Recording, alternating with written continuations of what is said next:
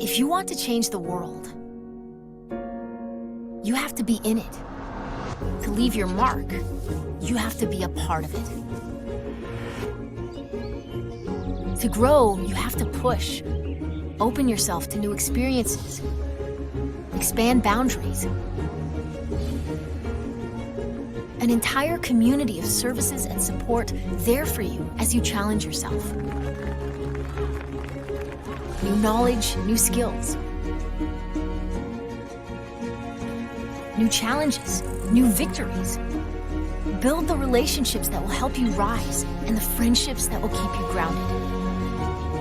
Changing the world starts with you. At Algonquin College, the future you want is yours to make.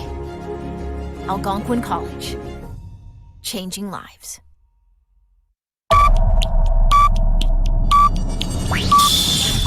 10, 9, 8, 7, 6, 5, 4, 3, 2, 1, 0.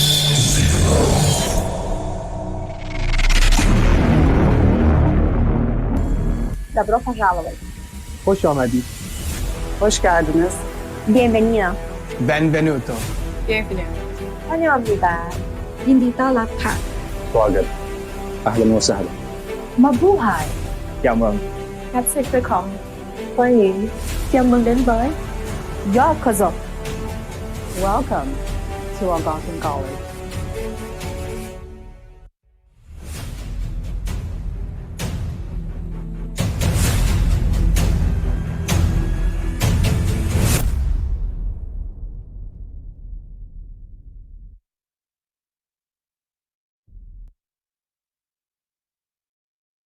Hello, everyone.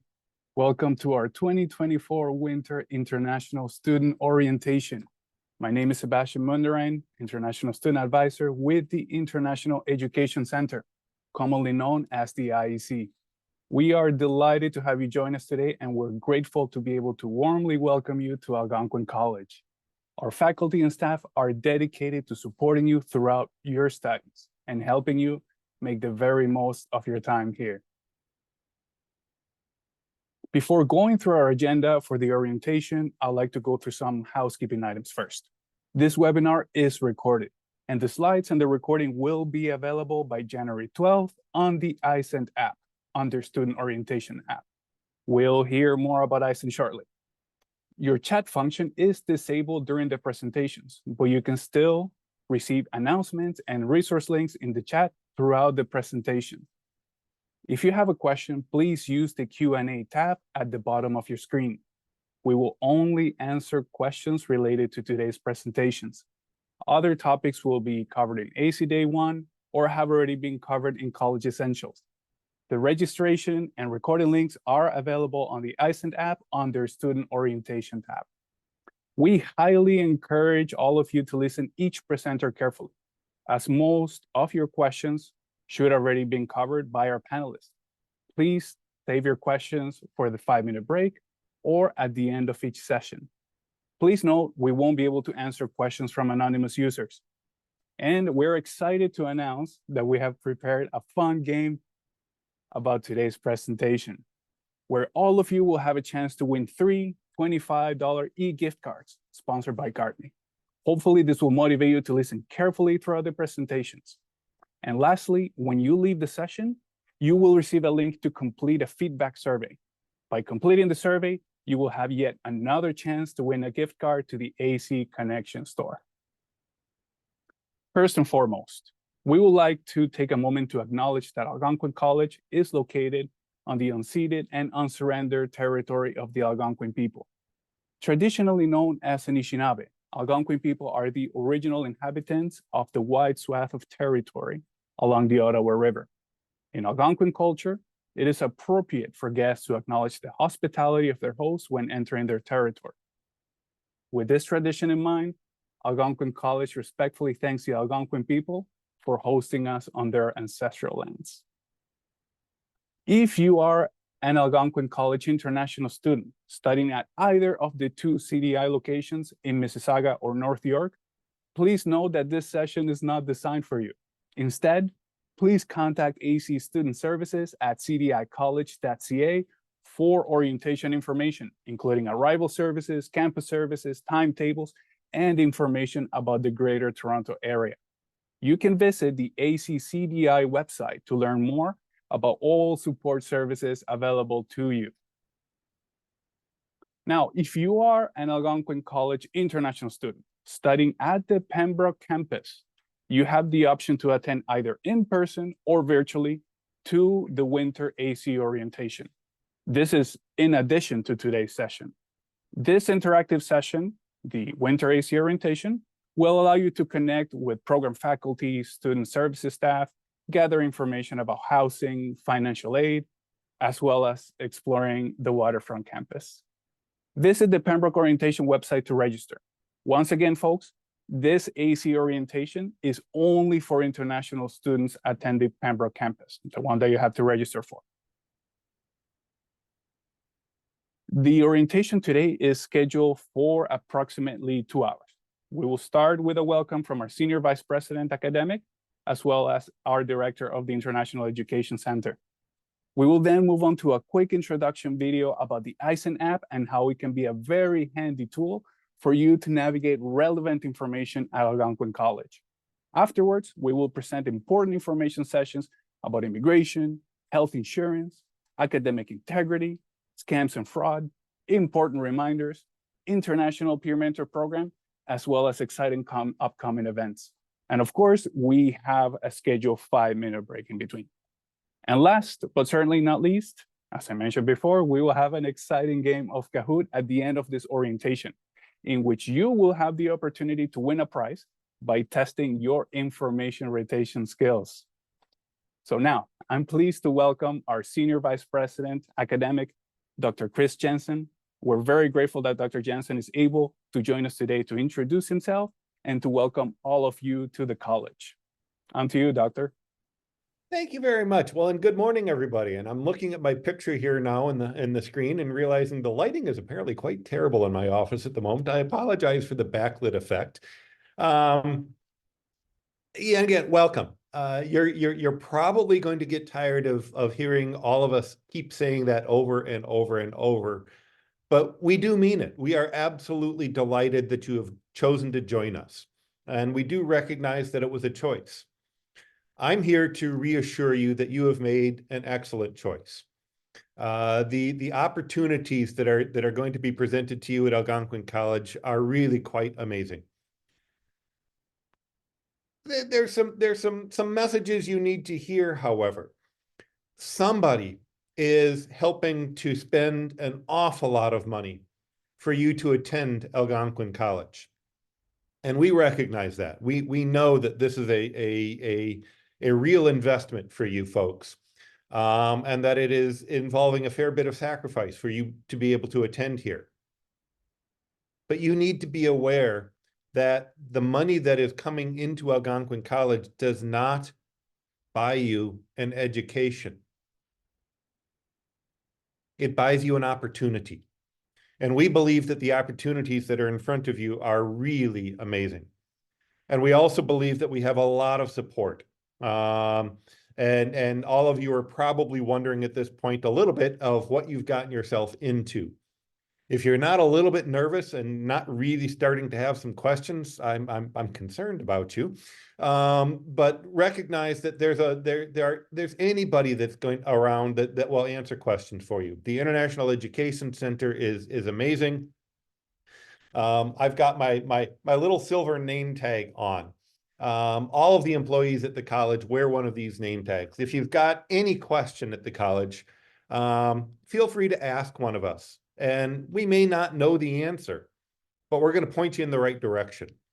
There's a running theme amongst Algonquin College employees that states, we're here to help.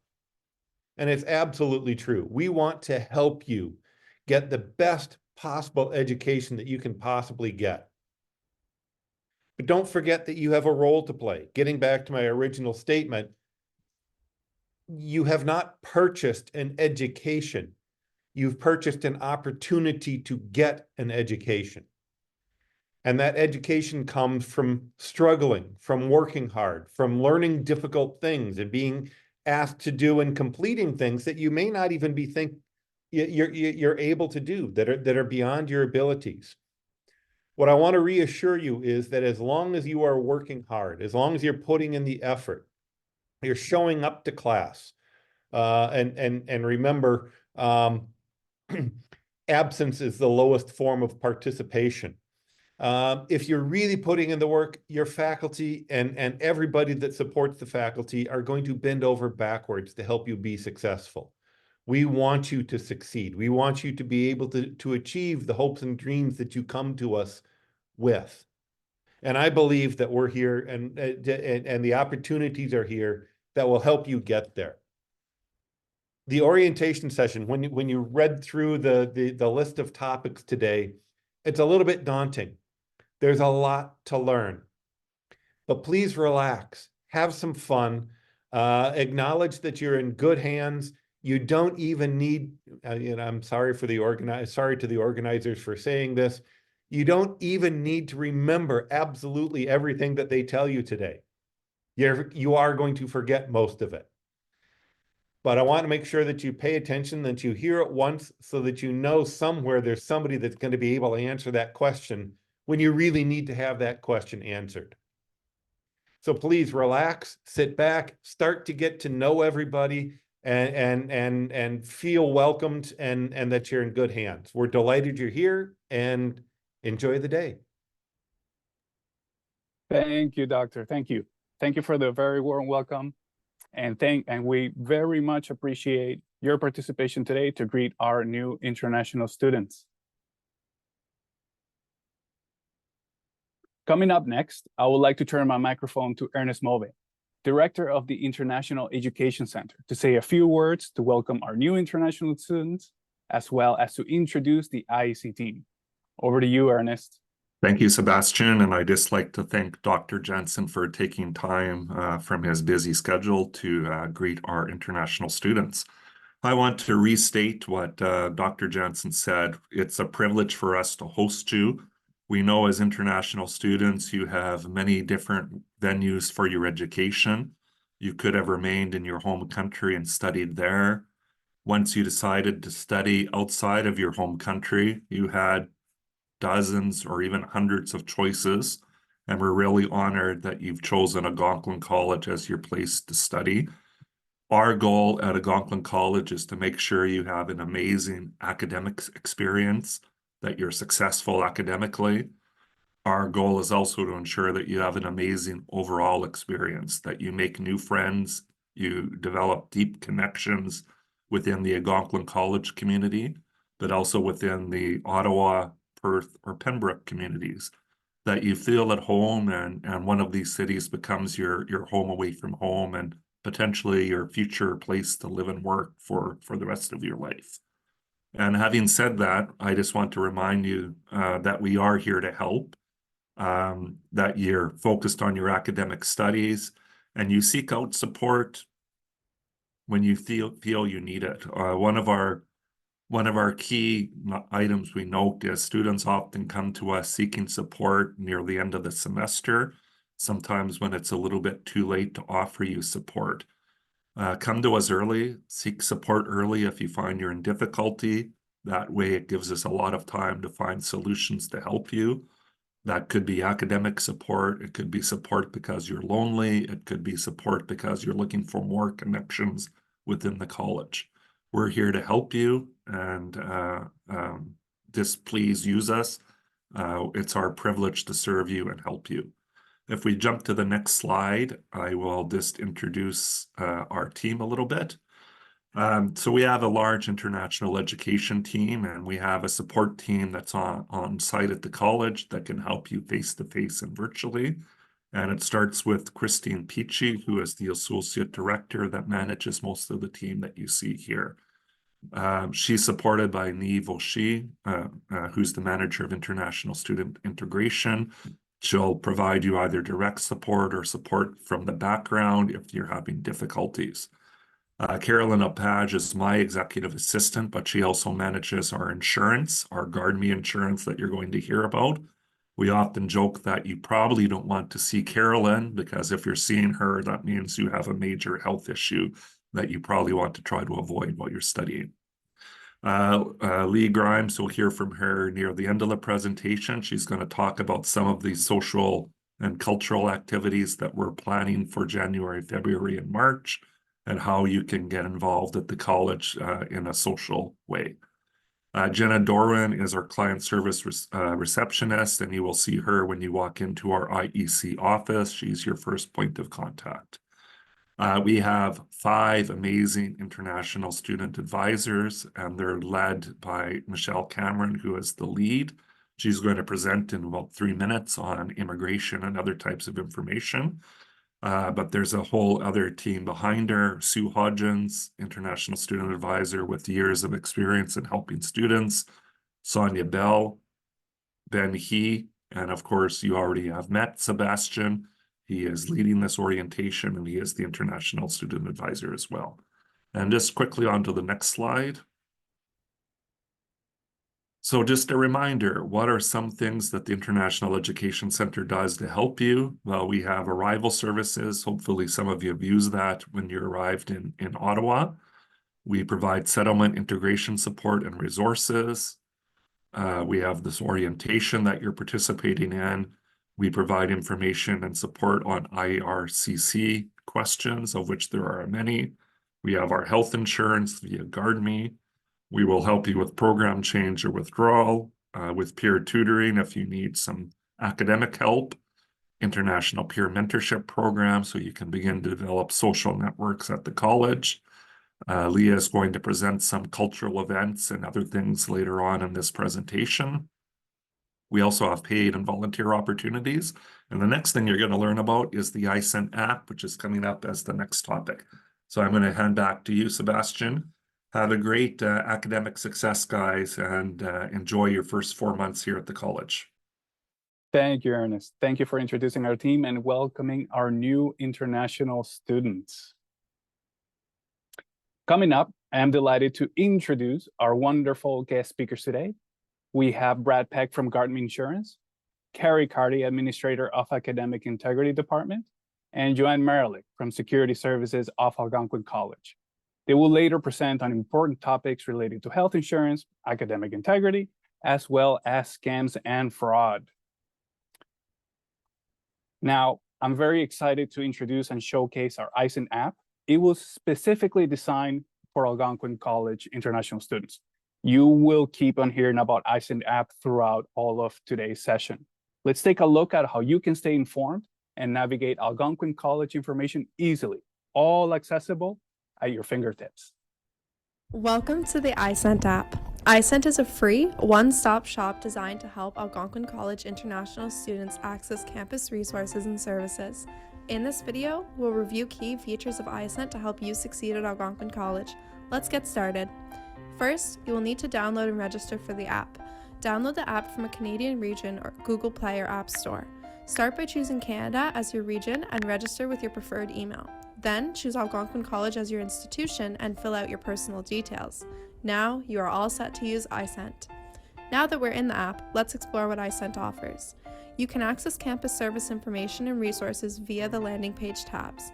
For example, use the IRCC Immigration Info tab to find key information about your study permit, work eligibility, and more. The most convenient way to book a virtual or in-person appointment with one of our international student advisors is by using this tab as well. Want to find out what's happening on campus? Check out Events and Workshops tab, which includes campus event calendars, so you'll never miss events that interest you. If you get tired of bookmarking different websites to access your frequently used web pages, then you will love the Self-Service Portals tab. This tab gathers Algonquin's most frequently used online portals in one place for student convenience. Please also make sure to check out the Support and Connections tab to find ways to connect with other students and discover valuable volunteer or work experiences available in Algonquin College. Last but definitely not least, your physical and mental health are critically important. The Health and Wellness tab includes information on your health insurance plan, mental health supports, and the Center for Accessible Learning. Finally, let's look at an important feature for staying up to date on information. When there are updates, you will receive a push notification, and the bell button at the bottom of the screen will also indicate if you have any missed notifications. We also use this function to notify you when a new International Student newsletter is available. It is very important to review the newsletters for information and reminders. This video only provides a short overview on how to navigate iSent. We encourage you to explore the tabs and resources on this app to further ease your life and to help you be successful during your studies as an international student at Algonquin College. Folks, it is worth mentioning that this video was created by one of our interactive media design students, which speaks for the professional development opportunities that international students have during their studies at Algonquin College. Please note, though, we're constantly improving and updating the app for easier information navigation. You may find minor differences when using the app compared to the video that we just presented. Also, please review your phone's system settings to ensure push notifications from iSent are enabled. This will allow you to receive our announcements as they are sent on real time. Now, I will turn my microphone to my colleague, International Student Advisor, Michelle Cameron, who will share essential immigration information, which you are required to know as an international student in Canada. Just as a reminder, folks, do not rush to ask your questions yet. Do finish listening to the session first and ask your questions afterwards. This way, you don't miss any critically important information. From now on, we will be disabling the chat function so that you can focus on the presentation content. Michelle, over to you. Thank you, Sebastian, and welcome everyone. We're sorry that we're disabling the chat function, but for you to meet fellow students, we do highly recommend that you attend your day one orientation and program orientation. You'll also learn a lot more about your academic questions by attending day one and your program orientation on Monday, January 8th.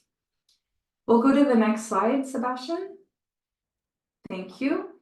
So as new international students, it is important for you to recognize and know that you are regulated by Immigration, Refugee, Citizenship Canada.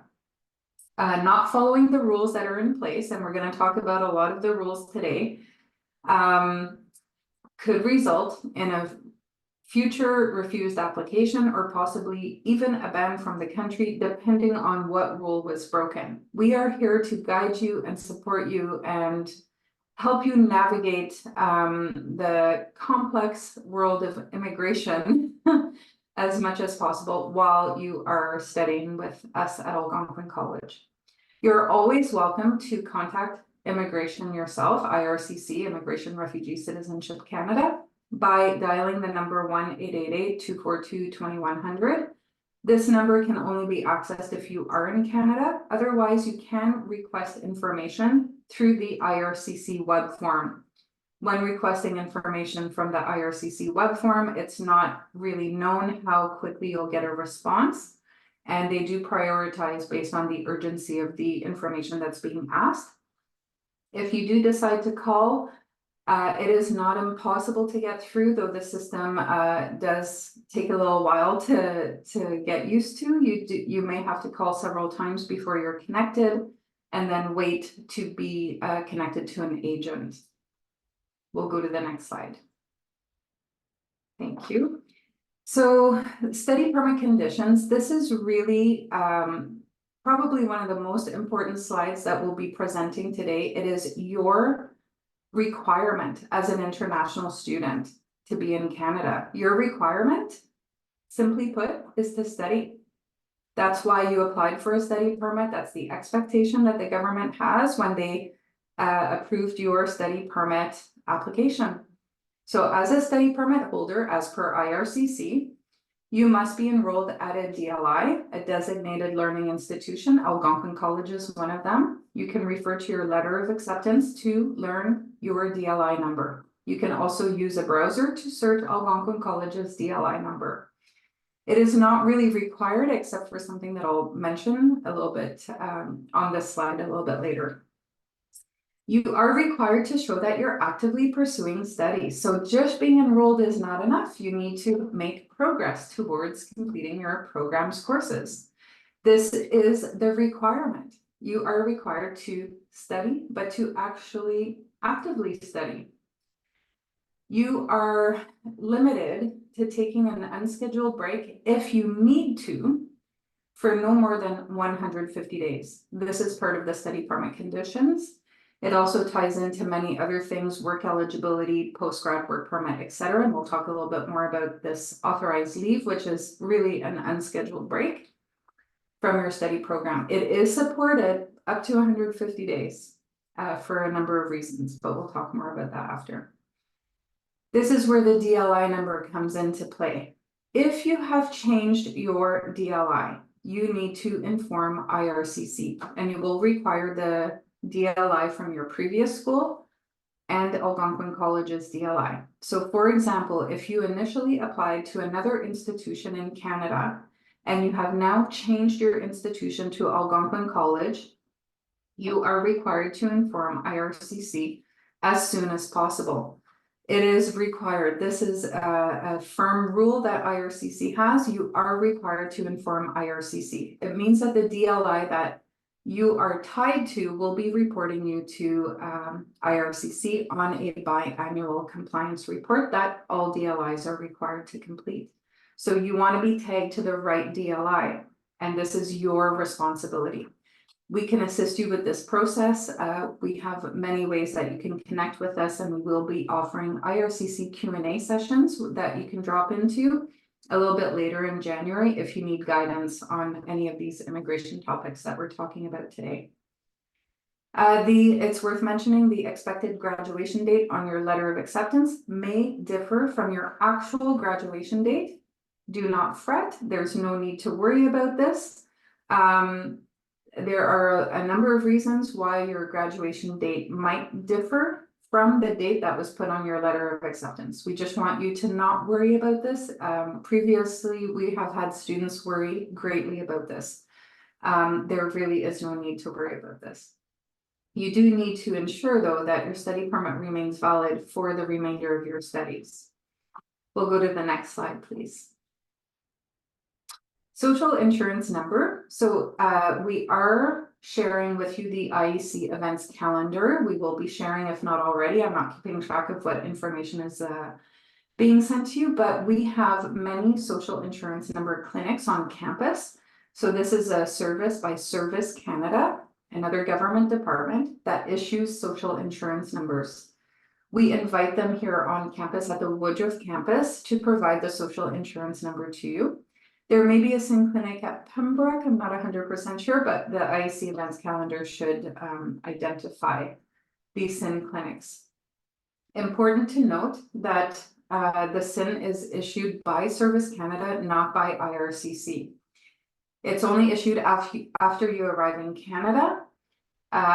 They will provide the SIN number to you if your study permit indicates that you may accept employment on or off campus. There needs to be a remark that identifies that. If you also received a work permit, note that the work permit is likely only for work that is part of studies and nothing else. The work permit will also enable you to get the social insurance number. It is extremely important to note that having a social insurance number does not necessarily mean that you're authorized to work in Canada. An employer requires the social insurance number to legally hire individuals to work for them, but an employer may not be aware of all the immigration rules around international students. So it is your responsibility to know if you are eligible to work or not. If you are working without authorization, you are the one that will bear the consequence. So I talked about following the rules. This is an important rule for you to be aware of.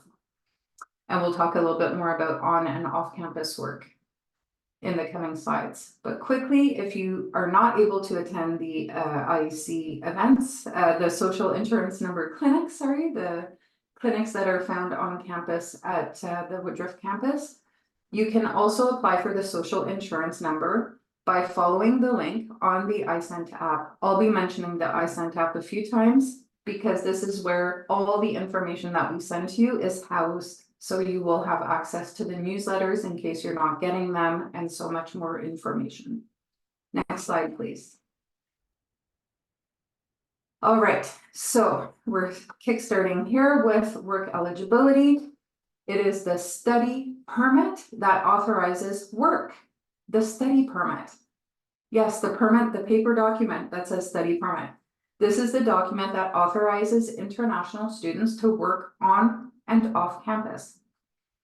The study permit, in normal circumstances, we will be talking about temporary policies that just kind of take the normal rules that are in place and kind of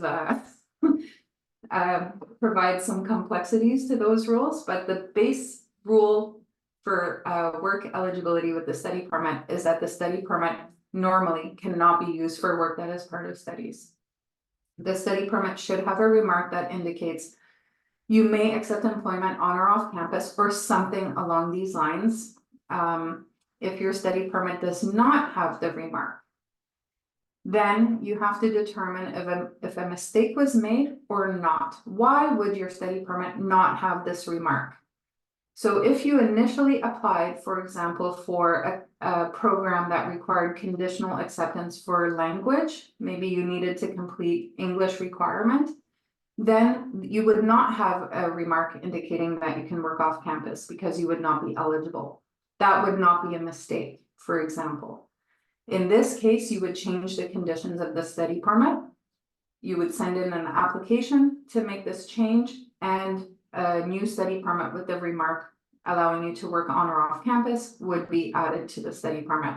If a mistake was made, you applied directly into an academic program for your initial study permit, but you arrived at the border and you received a study permit that did not include the remark allowing you to work on or off campus, that would likely be a mistake. And if that is the case, you would amend the study permit.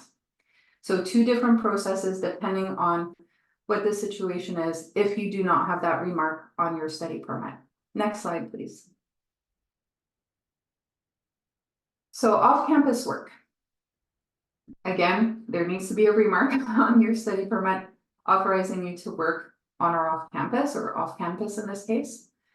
Sadly, students in EAP and ICHS are not authorized to work off campus. For EAP, it is simply because language students are not eligible. And for ICHS, it's in the next piece here, ICHS students. The program needs to be a minimum of 6 months in duration in order for a student who is a full-time student in an academic program that leads to a certificate, diploma, or degree to be eligible to work off campus. ICHS is not a 6-month program, it is less than 6 months, and this is why students in the ICHS program are not eligible to work off campus. So the regular rule, because we will be talking about two temporary public policies or measures in the coming slide, will differ from the information that we're presenting here. But this is important because not every single student will be eligible for the temporary public policies that are in place. So it's important to know the regular rule, which is the 20 hours per week limit. So if you don't meet the temporary measures that we'll talk about, you are limited to 20 hours per week if you're in an academic program, in a program that is 6 months or more in duration.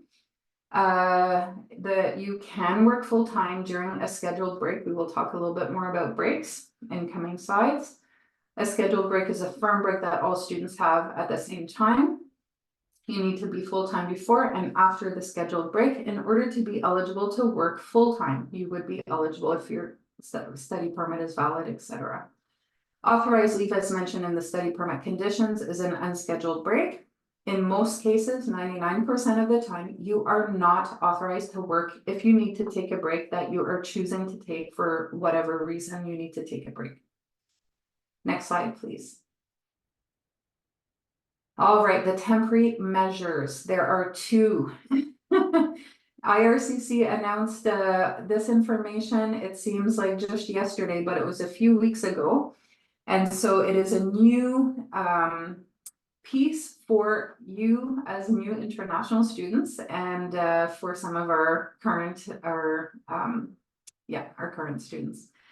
So one of the temporary measures is for the extension of the temporary measure allowing international students to work more than 20 hours per week that was announced on October 7th, 2022. It seems like yesterday, but it seems like, yeah, it's been a while though. So that that temporary measure was extended until April 30th, 2024. So if you applied for a study permit on or before October 7th, 2022, and you still have an existing study permit, that temporary measure allowing international students to work more than 20 hours per week has been extended. Then on, I believe it was December 7th, there was a new measure announced for students who applied for a study permit on or before December 7th, 2023. Students who have applied for a study permit on or before December 7th are eligible to work more than 20 hours per week up until April 30th, 2024. And we'll go to the next slide. Yeah, thank you. And I should just mention before I talk about on-campus work that we provide updates and important information to you via bi-weekly newsletters. So do check your emails for these newsletters. And if for whatever reason you're not receiving the newsletters, you want to verify what email address we have on file for you. You can do this, I believe, on your Access account, or you can contact the registrar's office to make any changes to your information if you're not able to do so yourself. You want to ensure that you're receiving emails because this is how often we communicate important information to you. If you're not receiving the emails, download the iSent app. iSent app, again, I mentioned that I would mention this a few times, is where those newsletters are held. So once you have access to your iSent app, you'll be able to review the newsletters that we have sent out. They are housed there, and also if we need to provide important push notifications to alert you to very important information, we will do so using the iSent app. So all the more reason to download this app as soon as possible. On-campus work includes students studying full-time. Really, that's all that is required. You need to be studying full-time. So now in this case, for on-campus work, EAP and ICHS students are eligible. You have to have a valid study permit, have a social insurance number. Again, you can't get a SIN number unless you have that remark allowing you to work on campus, at least in this case, or off campus for the social insurance number. So you need the SIN in order to be eligible to work on campus. There is no limit to the number of hours for on-campus work. However, Algonquin College may have a limit to how many hours a student can work on campus. If you're eligible, you can work both on campus and off campus. And as always, IRCC indicates you must stop working on campus on the day you no longer are studying full-time or when your study permit expires. This is what they state. Don't let your study permit expire. You can extend it if it's about to expire. Again, read our newsletters because we send in information about this out all the time, and you can always communicate with our team for guidance on the process. Don't let your study permit expire. You can work if you're eligible. If you no longer meet eligibility, you must stop working. Next slide, please. So the co-op internship work permit, I won't spend too much time because at 2 p.m. today, Eastern Standard Time, we will be having a webinar on this topic alone. So it will be a 2-hour session this afternoon between 2 p.m. and 4 p.m. And how to register if you're not aware of this session, go to the IUC events calendar. You'll see this event on the calendar, click on the event, register, and we'll see you at 2 p.m. So just very quickly, it is worth mentioning, and we do have a poll question, but not yet, Sebastian. The co-op internship work permit. Now there is that temporary measure that may allow international students to complete work that is part of studies without the work permit. But this temporary measure is only, it expires April 30th, 2024. The processing of the co-op internship work permit is about 3 to 4 months. It has differed from 3 months to 4 months over the past year or two. So if you need it after April 30th, you have to apply now if you did not receive the co-op internship work permit when you entered Canada. So I think this is a good indication, Sebastian, to send out the poll question. So for everyone attending, could you please answer the poll question that has just popped up on your screen? Have you received the co-op internship work permit? It would be a paper document that says work permit. You would have received it at the port of entry, and the question and the answers you have available are yes, I received it. No, I did not receive it. I'm not sure. That's okay. Or I have not yet arrived in Canada. So over to you, Sebastian. We'll give it a few more seconds. Answers are still pouring in. Give it 5 more seconds. 5, 4, 3, 2, 1. Then I'm going to close the poll and we'll share the results. We need the drum roll. So this is fascinating. We have 63% of you who have received this work permit. That's excellent. 22% who have not. That's okay. You're supported. Attend this session today at 2. Not sure. You should also attend this session today at 2 p.m. if you can. And I have not yet arrived in Canada. That is 6% of you. We hope that everything is going well and you will be able to make your way to Canada soon. Thank you, Sebastian. We can close the poll. So that's very insightful for everyone, I think, attending today. The co-op internship work permit, setting aside the temporary measures that we discussed and that may allow you to work without the co-op internship work permit. We're going to put that aside for a moment. This work permit is very important for you to be aware of because it is required for any work that is part of your program. Paid, unpaid, it could be for co-op or non-co-op. So immigration views work differently than the study permit that allows you to work on or off campus.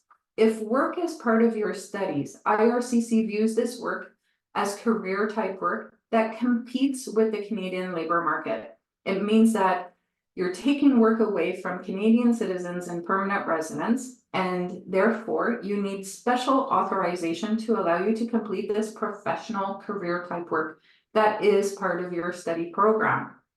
And this is why this work permit is required. Working without it means that you're working without authorization. And again, as we talked about earlier, breaking rules can impact you. So we are here to, again,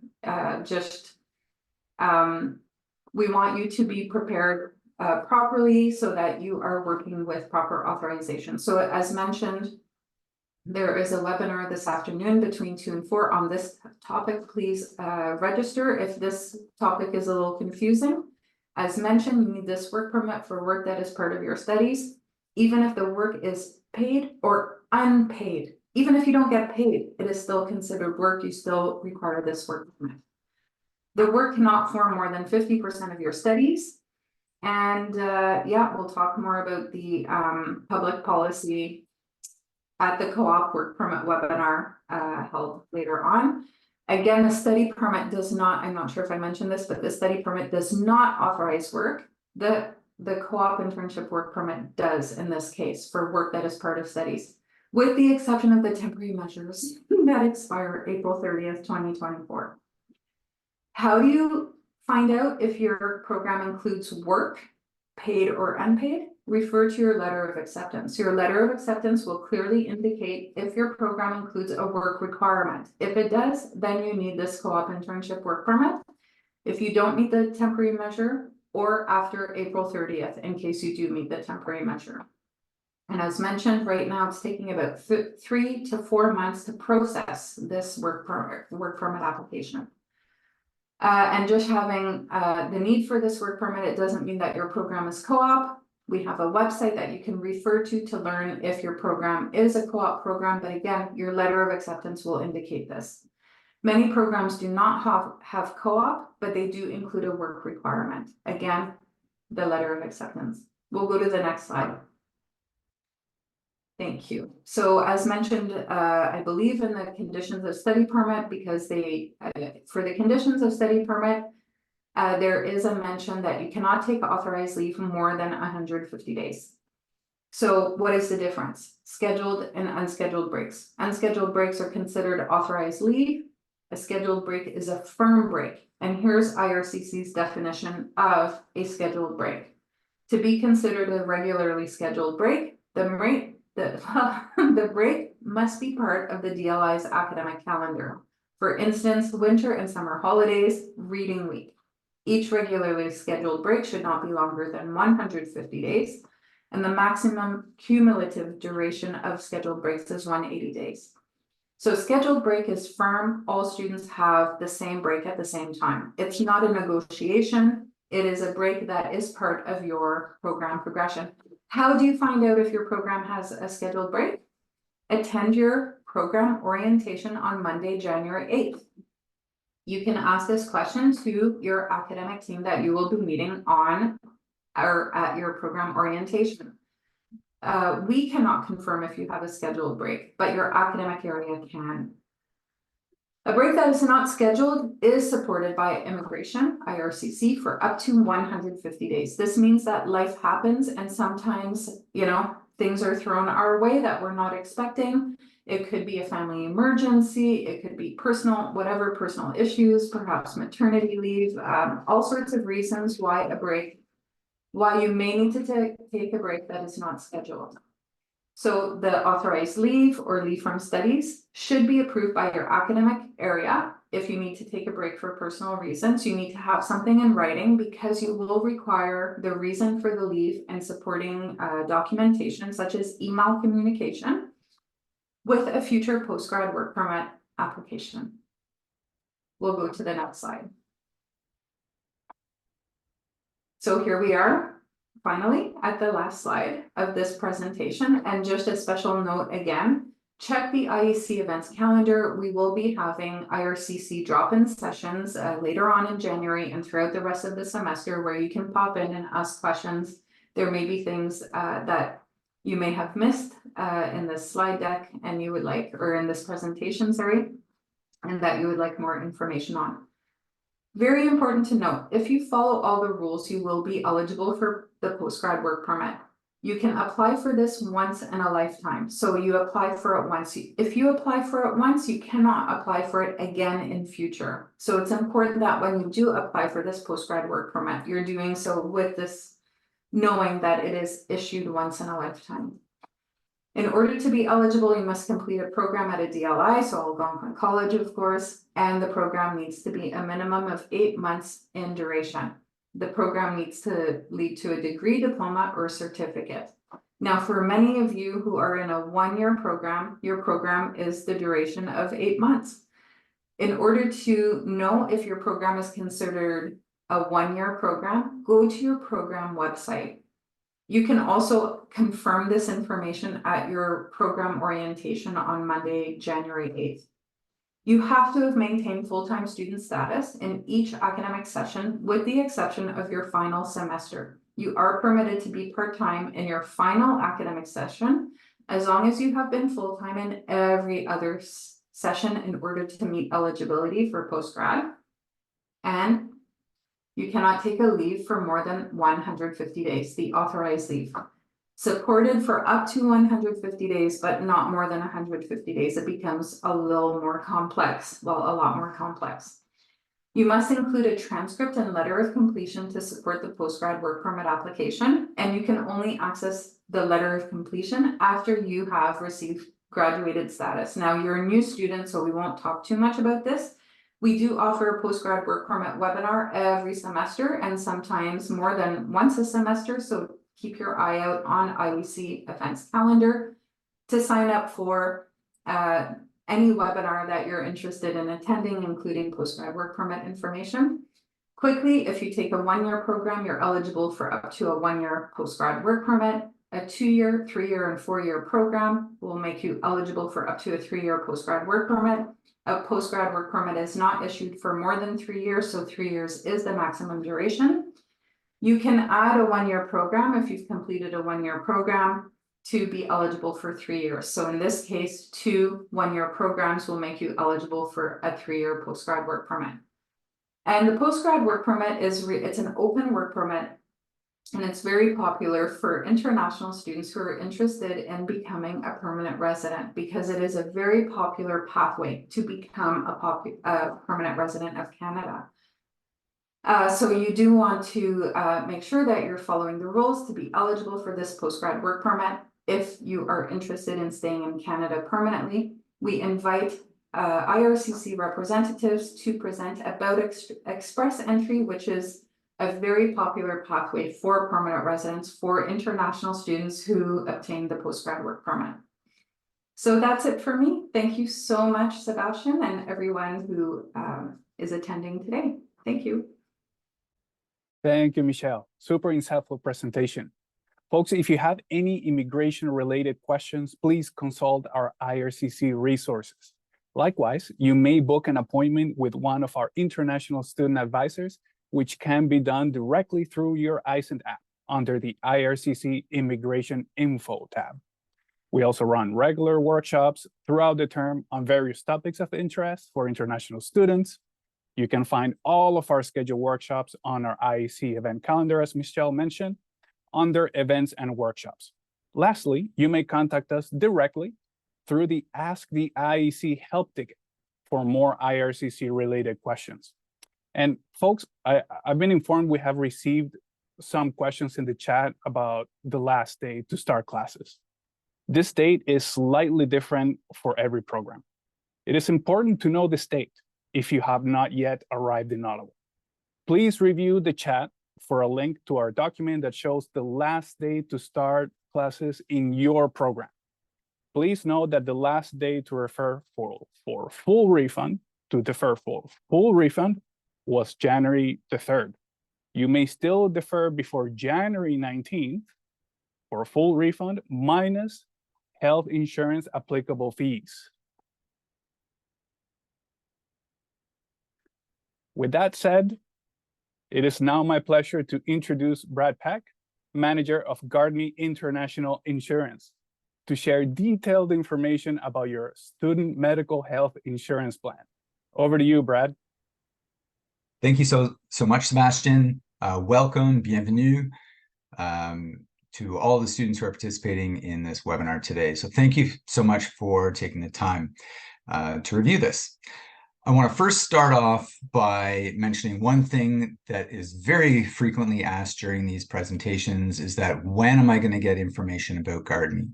So Algonquin placed an order on January 2nd, and starting on January 3rd, Gardney started sending out emails to all of the registered students. It'll be from do-not-reply@gard.me, sent to your personal email address. So please check that for the link to activate your account so that you can get your insurance information. Without much further ado, this is why you need medical insurance while studying in Canada. It can be extremely expensive to seek medical attention if you do not have government health insurance. So these are some costs on the screen that we receive every day in our claims department. For example, if you need to take an ambulance just 5 kilometers down the road, it can cost over $500. To visit the emergency room at a hospital will cost over $1,000. If you need to spend one night in the hospital, the charges start at $4,000 on average in Ottawa per day. So all of this underscores the importance of having a very good insurance plan. Next slide, please. But not to worry, because Algonquin has partnered with us to offer you a very comprehensive insurance plan that covers 100% of eligible charges for hospitalizations, doctor's visits, medically necessary surgery and diagnostic testing. I said medically necessary. I'll explain that in a moment. Prescription drugs are covered up to a 60-day supply, meaning you don't have to go back to the pharmacy every month to get your medication. I'll skip down to the end of this slide and highlight one of these amazing benefits for you, is that if you have a chronic ongoing condition, we can pay up to $10,000 per year to maintain your condition. So if you have diabetes, high blood pressure, or some other medical condition that requires you to take medication on an ongoing basis, that can be included for up to $10,000 per year. It's a great benefit to have. In Canada, mental health is just as important as physical health. And so this psychotherapy benefit can allow you to see a psychologist or psychiatrist. They generally charge $200 per hour, so you could see them approximately 10 times in a year. That doesn't include the health services on campus because those are free for you for the counselors. There are some non-emergency benefits in this plan as well, such as annual eye exam, annual physical exam. It doesn't cover the purchase of glasses or contact lenses, but it covers the exam up to $120 per year for your eyes. Pregnancies are covered so long as the pregnancy starts during your policy or no more than 30 days before your policy started. There are 2 dental benefits included in this plan. Dental accident. So if you're playing cricket and the ball hits you in the face and breaks your teeth, or if you slip on the sidewalk and smash your face on the pavement, then we can pay up to $5,000 to repair broken teeth. The other dental benefit is for the relief of pain in your mouth, usually associated with a cavity or something like that, that we can pay up to $600 per year to relieve pain in your mouth. It does not cover routine preventative dental checkups, so it doesn't cover going to the dentist for a cleaning. Also included in this plan are up to $500 for course-required immunizations, not for immigration-required immunizations that everyone needs, but if your course requires you to get more immunizations than someone who doesn't, it can cover up to $500 for those. Next slide, please. So I only have a moment to tell you about a few of the benefits, but this is what your benefits summary looks like. I'll show you where to find that in a moment in your My account. Please take the time to read this. It has many, many more benefits than what I have the time to talk to you about. So read it so that you know all of the coverage that you have. Next slide, please. It is just as important to know the exclusions, so the things that are not covered by the insurance plan. Treatments that aren't medically necessary. So I'll give you a quick example from my life. I was playing soccer a few years ago. I twisted my knee and it was in a lot of pain. So I went to the hospital and the doctor examined me and said I'd torn my ACL, one of the ligaments in my knee. I could return home and recover, or I could choose to have a surgery many months in the future. They get booked very, they're not urgent, so they get booked 10 months, 12 months, or longer in the future. So if you have an accident like that and are presented with a treatment plan, GuardMe would most likely pay for an ambulance to the hospital or taxi to the hospital, the emergency room visit, and physiotherapy after that. But GuardMe would not pay for a surgery because it's not medically necessary. So if you get a treatment plan from a doctor, call us, email us, reach out to us so that you can know if it's included in your plan or not. Don't make assumptions because they can be quite costly. Non-prescription medications are not covered, so that's over-the-counter drugs, vitamins. If you can walk into a pharmacy and buy something without a prescription, it is not included in the plan. There are some prescriptions that are excluded, like contraceptives. The birth control pill are not included in this plan. This plan covers you anywhere in the world except for your home country. There's a further limitation of 30 days per trip to the United States, but otherwise this plan covers you anywhere in the world except for your home country. I'll highlight one other exclusion, is that claims resulting from drug or alcohol use are not covered. So if you have 10 beers and fall over and break your leg, we would not pay for an ambulance to take you to the hospital. We would not pay for the hospital bills. So it's important that you know that in advance. Next slide, please. It's a lot of information. And so we created this custom website to be a resource for you. So please take the time to bookmark this website. It will also appear in that welcome email that GuardMe has sent you. So bookmark guard.me/Algonquin.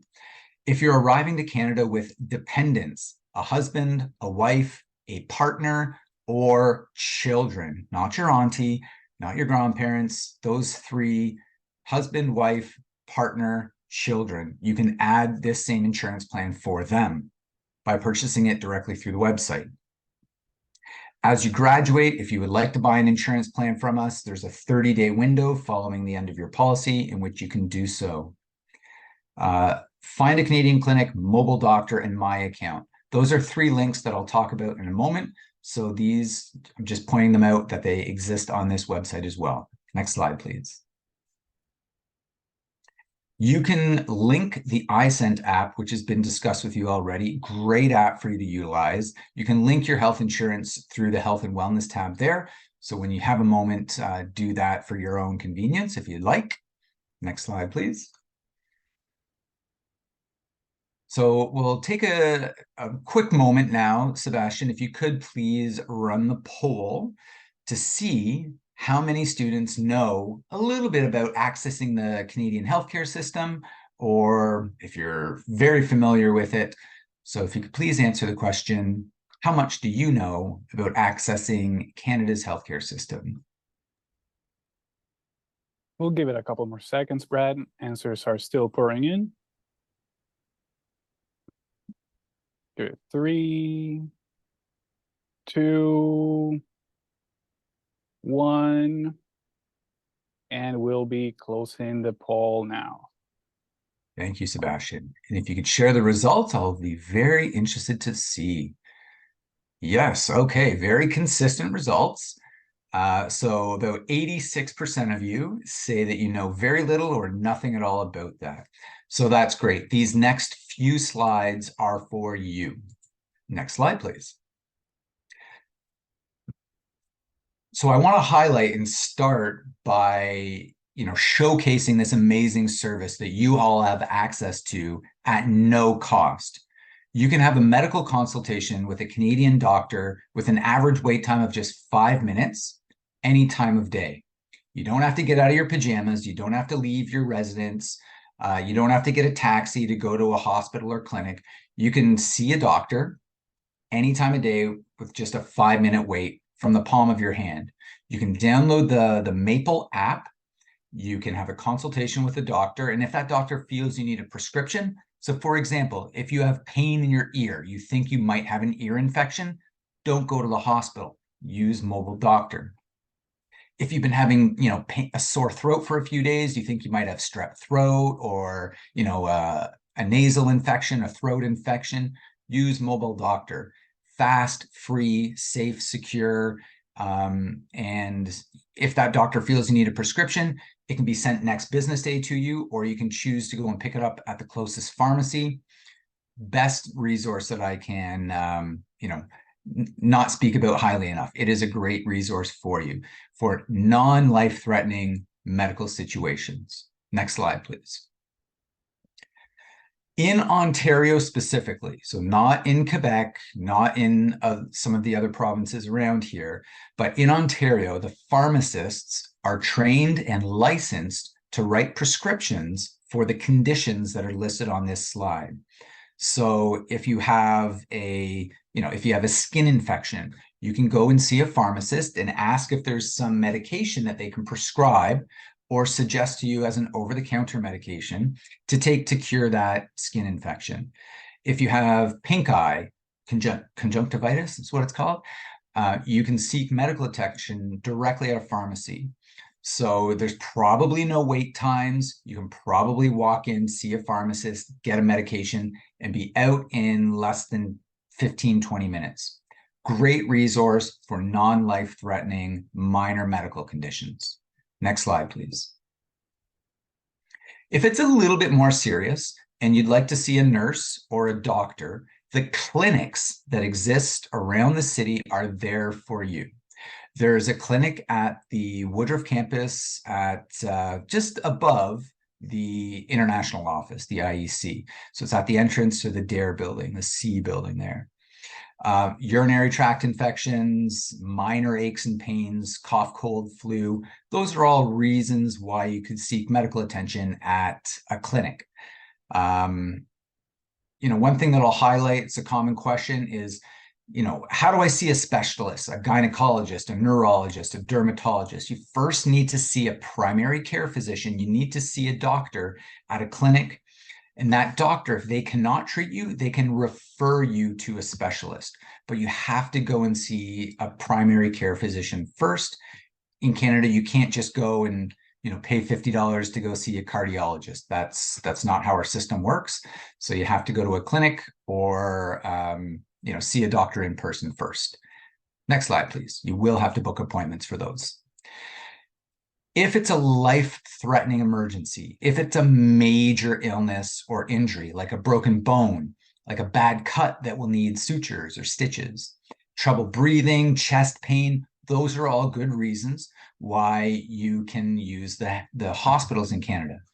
The wait times will be quite long, to be honest with you. I have never waited for less than 6 hours at a hospital, but they are there for everyone to use, and they have really good facilities. So there are about 6 hospitals here in Ottawa, I believe, and you can call 911 to request an ambulance to take you to the hospital. So 911 is our emergency assistance number in Canada, same as in the United States. Next slide, please. So this is what your GuardMe card sort of looks like. It's actually a one-page PDF. So the top part are these 2 components on the left, and then the bottom part is your claim form. So as soon as you get that email from GuardMe, go to access your account, print out your GuardMe card, take a photo of it with your phone, but keep a copy of it with you at all time, because it's proof of your medical insurance while studying in Canada, and it's a direct billing card. So you can take this to about 500 different clinics across Canada to directly bill us, and you can take it to all pharmacies to direct bill your medications with us.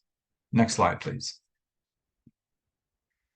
So once you've logged into your account, you can see there's a red arrow there that I've inserted at the bottom. That's a link that you can click to download your healthcare access card. Otherwise, under policies on the left, you can click policies, and the appropriate card will be will be in line with your policy. So take a moment to do that once you've received your email, please. Next slide. As I mentioned, it's important to call us if you get a treatment plan from a doctor and you're not sure if it's going to be covered. Call us before being admitted to the hospital and before expensive diagnostic tests like an MRI or CT scan.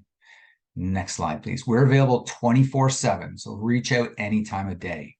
If you do need to pay out of pocket for medical expenses, like to a physiotherapist, as an example, then you'll need to keep your receipts, log into my account, and submit your receipts that way. So submit a claim that way.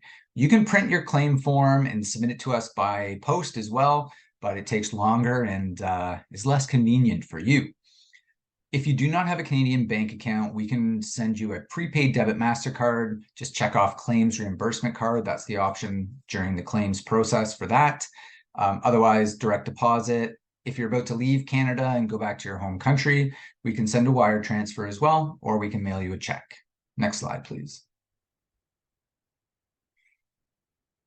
As I mentioned, call us anytime, email us. Please bookmark the custom website we created for you so that you can have all of these resources at your fingertips. We are here to support you. We are here to answer your questions, and we are very pleased to welcome you here to Canada. Next slide, please. So if you do have any questions, some of the contact information is listed on the screen here for you. Over to you, Sebastian. Thank you so much, Brad. Thank you for the presentation. Super useful and very timely. Folks, you can log in your GuardMe account to view your policy details, as Brad mentioned, as well as to seek support on Mobile Doctor found on our iSend app under the Health and Wellness tab. If you have any questions that cannot be answered through your iSend app or through GuardMe customer representatives, you can email iecinsurance@algonquincollege.com. We know you have been busy digesting all this new information from the presentation so far, so we'll take a 5-minute break to stretch, relax, grab a beverage, or ask any questions related to the first 2 presentations. You can ask your question on the Q&A function below your screen. We will see you back shortly for more important information sessions and a Kahoot game for a chance to win a prize. Stick around, folks.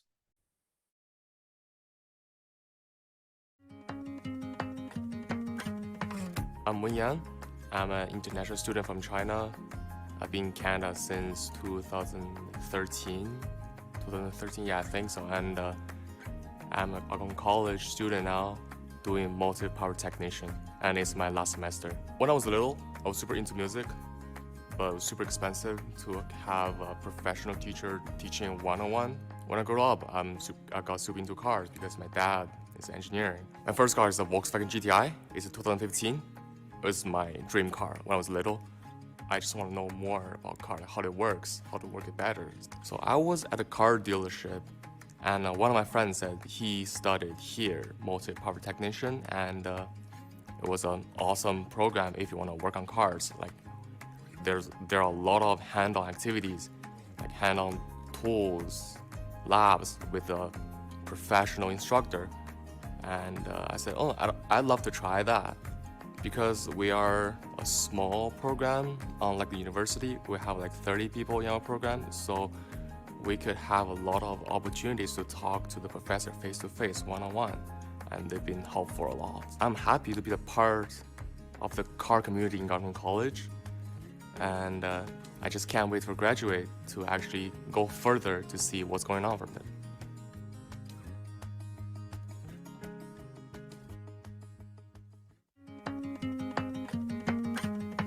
Hi, I'm Ana Maria Baracaldo. I'm from Colombia, and I came here in August last year. I think I'm a very calm, patient person. I like just to go on walks in the morning. I enjoy my time alone. I am also very athletic. I played soccer for like 9 years, so I'm really passionate about soccer. My biggest plan when I was in high school was to study abroad. Just how Canada works, the lifestyle you can get here. That was like the main goal for me, to have like a steady, calm, really beautiful place to live. I thought about studying architecture, and Algonquin College had like a really good architectural program. The program was really what I was looking for. I am passionate about the programming, kind of AutoCAD, just spending hours and hours doing like models and floor plans and all the little details. I'm very perfectionist and like detailed, so I enjoy just spending a lot of time designing something. All the people is really friendly here in Algonquin, and they show me where the classroom, where the gym, where I can study. So I think Algonquin College has a really good community sense, and that was like really helpful for me as an international student. I am hoping to change people's life by becoming an architect.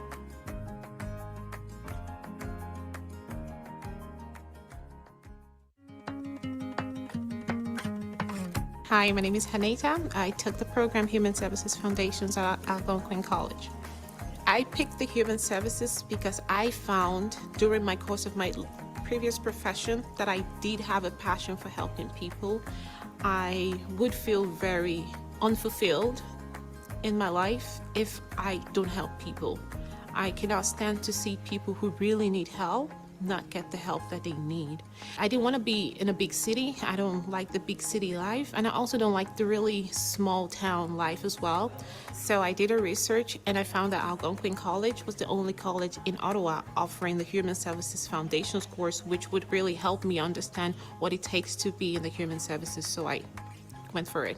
Algonquin is a really big school, but we're a very small community, and anybody can help you. Literally just walk up to the first person you see and you will get any help you're looking for in the whole school.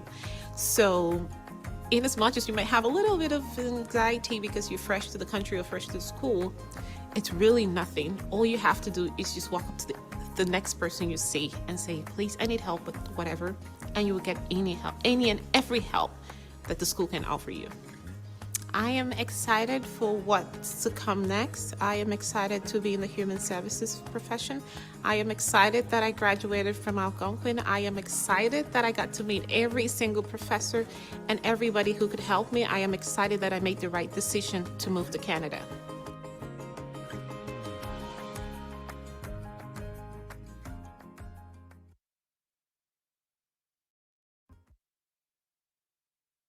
Welcome back, everyone.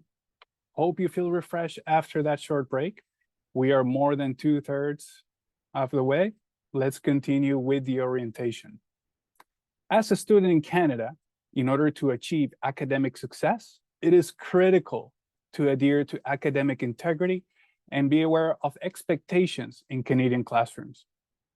Let's welcome Carrie Carty, Administrator of Academic Integrity, as she will walk us through what you should know about this very important responsibility of yours. Over to you, Carrie. Thank you very much. It's a pleasure to welcome you all to Algonquin College. And our office is here for a few reasons. I guess the first most important reason is we want to help all of the students be as successful as they can, of course, while they're at Algonquin College. And we're here to make sure that the degree that you earn really means something, so that when you graduate, you've truly become a master of your chosen skill or trade, and that you build competencies along the way that you'll need to be really successful. Next slide, please. And so we do have, I'd like to start by saying we have a little policy all about academic integrity. I'll say that academic integrity means a commitment to being honest about the work that you submit, that you complete while you're a student of Algonquin College. We do have a policy. It's called the AA48. We know many students don't start college and think, the first thing I'm going to do is read up on that policy. And that's why we include this discussion as part of your orientation, because it's also really, really important. This policy covers the expectations of the students and also the faculty, so all your teachers as well at the college, and it outlines what the expectations are around academic integrity. And so it includes information about what is considered plagiarism. I'm going to talk a little bit about that. What is considered basically an act of academic misconduct. And so there's a variety of forms of academic misconduct that may result in a student needing to meet with us. The most common forms include plagiarism.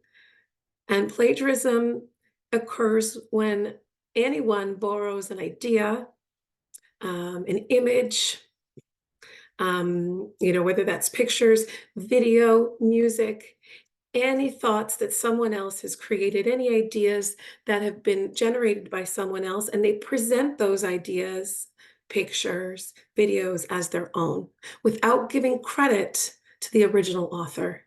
So it's really important that all the work that you complete at the college, that you're always careful about giving credit to where those ideas, images, videos, codes, if we're talking about codings, where you have gotten those ideas from. And to also make sure that all the ideas that you write about are presented in your own language. We also see other forms of academic misconduct that may result in a meeting with our office, and that includes what we call unauthorized collaboration. So in Canada, you'll see that there are clear expectations and instructions in your assessments where your teachers will outline whether or not you need to work on an assignment independently or in collaboration with group members. And for any student who chooses to work with other people when they've specifically been asked to work on the assignment alone, this is again considered a breach of academic integrity. And the reason is your teachers will need to assess what you know independently throughout the year, what you know independent of what others know. We also may meet with students, perhaps who have brought, who have been reported for potential cheating on tests and exams. That certainly happens sometimes.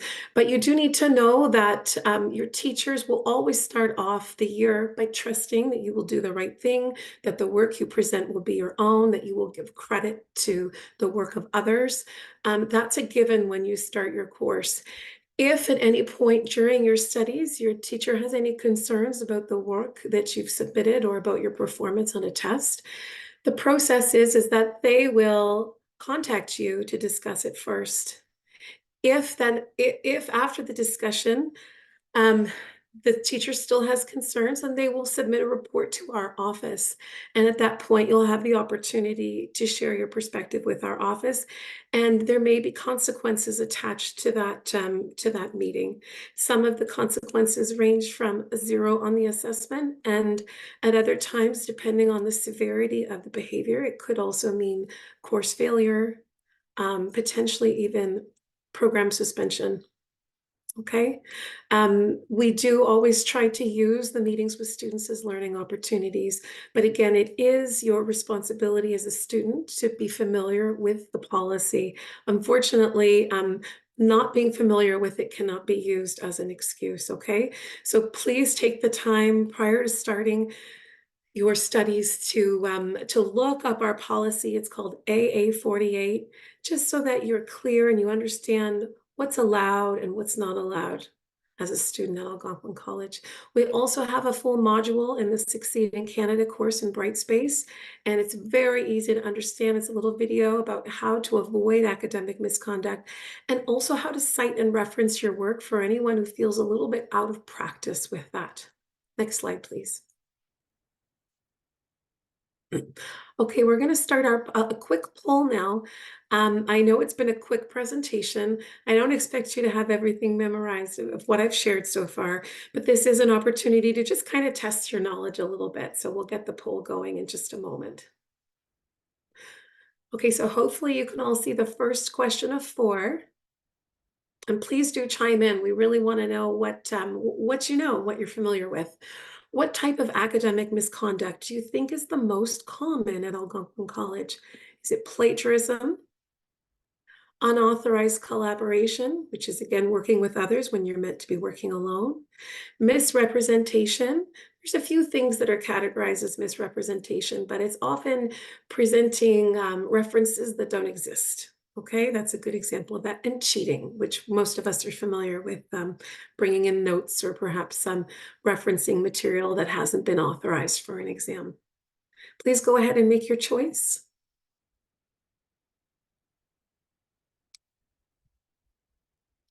Okay, 64% of you said plagiarism. And that is correct. That is the most common form of academic misconduct that we see at the college.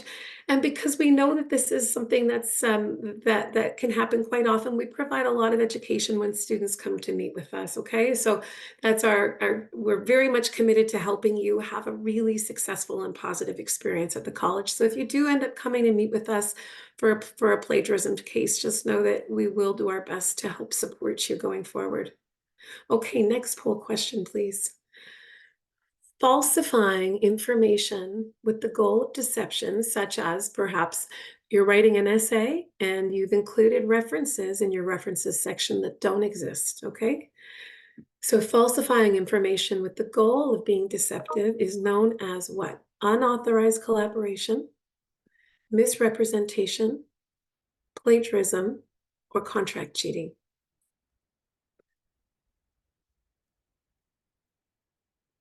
Okay, and 71% of you guessed misrepresentation, and yes, that is exactly right.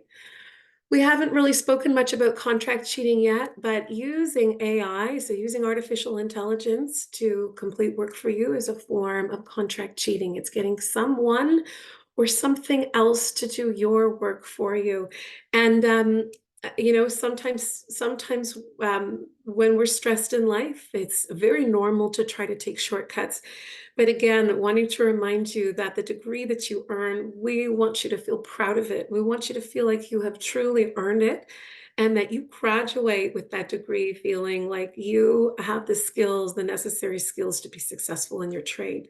Okay, so avoiding those shortcuts as much as possible. And next poll question, please. Using another individual's work and presenting it as your own without properly citing the source is known as the first answer, unauthorized collaboration, the second, misrepresentation, the third, plagiarism, and the fourth, contract cheating. All right, 49% of you said plagiarism, and that is the correct answer. So we must always remember to not only write someone else's ideas in our own words, which takes time to develop as a skill, but also to give credit through citations and references. Both are required. Next poll question, please. Working with others on academic assessments or assignments without the consent of the professor is known as A, unauthorized collaboration, B, misrepresentation, C, plagiarism, or D, contract cheating. Yeah, 96% advice to you, always review the instructions. And if you are uncertain about what is required, always speak to your teacher, okay? Always ask if you aren't certain. And if you'd like more information about any of the things we've talked about, including access to our policy, you can visit us on our website. We're the Academic Integrity Office at Algonquin College, located in the A building, second floor. Room 214. We always welcome students to drop in if they're encountering some situations that they're not familiar with. And I'd also like to remind you all that our library offers workshops on a regular basis about how to cite, how to reference, how to paraphrase even, and also how to cite AI. That's a growing trend. And again, your teachers will always provide instructions about whether or not AI is permitted. So again, if you're not sure, please ask in advance. I truly wish you all the most success. And yeah, I hope it's a really meaningful experience for you at Algonquin College. Thank you so much. Thank you very much for your presentation, Carrie. Quite useful information for all students. Folks, as Carrie mentioned, if you have any further questions about academic integrity, please feel free to reach out anytime to the Academic Integrity Office to learn more. And last, but certainly not least, it is my pleasure to introduce our sexual assault and sexual violence investigator, Joanne Maralik from Security Services, who will share some important safety practices for students. Welcome, Joanne.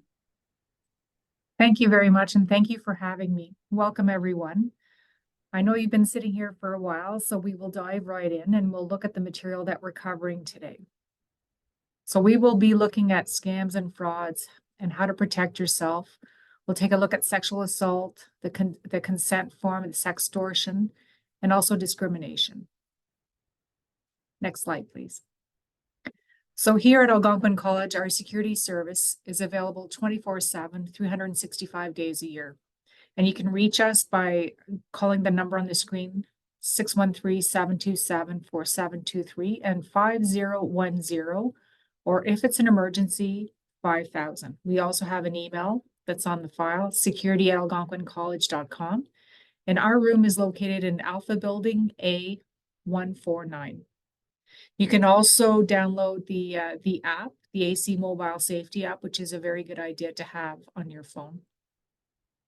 Also, I would ask you to make yourself aware of the Algonquin College policies, and they can be located at the www.algonquincollege.com/policies. Next slide, please. And we'll look at what a fraud or a scam is. So fraud or a scam is an act committed by a person or a group of persons who are basically trying to trick you out of money or personal information or even property. And these scams come in various forms. And sometimes they'll offer you a prize or tell you that your account's been hacked and that they require personal information to fix the problem and things of this nature. You may also at times receive automated calls that may appear to come from an official government organization such as the Canada Revenue Agency or even Immigration Canada, advising you that a warrant's been issued for your arrest, and that they need a certain amount of money for the warrant to be canceled. You need to be aware of that is not the case here in Canada. That will never happen here. If you receive a call like that, please hang up. Next slide, please. Here we have an email scam, which is also known as phishing. We'll take a look at the video to help us understand. While checking your email, you receive an alarming message from your bank. It says that your account might be jeopardized and provides a link to enter in your private information. Even though the logos and contact information appear to be correct, this email wasn't from your bank, but instead it was sent by cybercriminals looking to phish you. Phishing is when scammers trick you into divulging personal and financial information by pretending to be a legitimate source. Just like fishermen cast lines with bait attached, these scammers send out official-sounding emails, hoping that you will let your guard down. They often build entire pages and logins dedicated to looking like authentic banks or businesses, designed to get you to gain your trust and lower your guard. Even more alarming, phishers can even pose as your friends and family to trick you.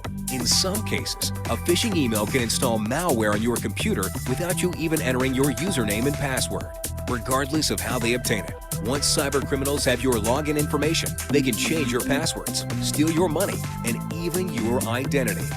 There are many ways to identify a possible phishing email. No legitimate bank, government agency, or business would send you an email requesting that you re-enter your private information. Misspellings, poor grammar, and typos are also good indicators of a phishing email. If you receive a phishing email, the best thing to do is just ignore it and mark it as spam. You can also use anti-spam filters as a way to avoid these emails entirely. You should always be on guard when opening up unknown emails. And make sure you have the latest internet security and email protection software on your computer to avoid phishing scams entirely.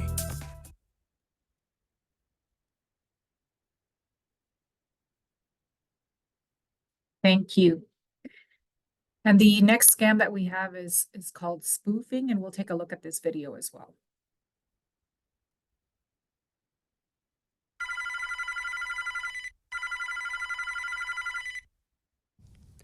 It's known as spoofing, when scammers mask phone numbers in your caller ID display so an incoming call looks like it's from a familiar number. Spoofers often use your area code, so a call may seem like it's from a neighbor, a local company, or even a government agency. They can get you at hello, even if no one's on the line. Sometimes scammers use spoofed robocalls to see if your line is live so they can target you later. Or you may be prompted to push a button on your phone to hear an important message. Don't do it. It may result in fraudulent charges.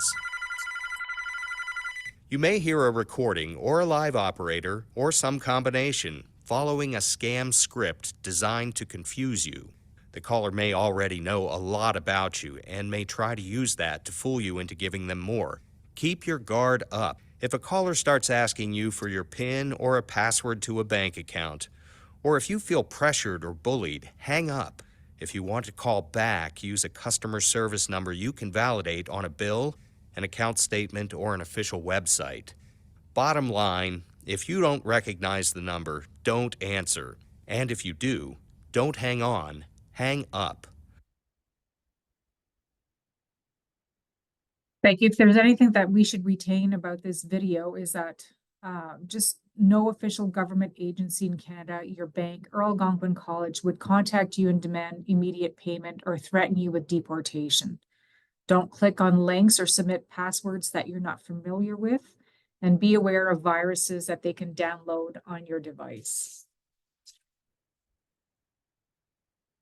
Next slide, we're definitely seeing a rise in tuition scams, especially when it comes to international students.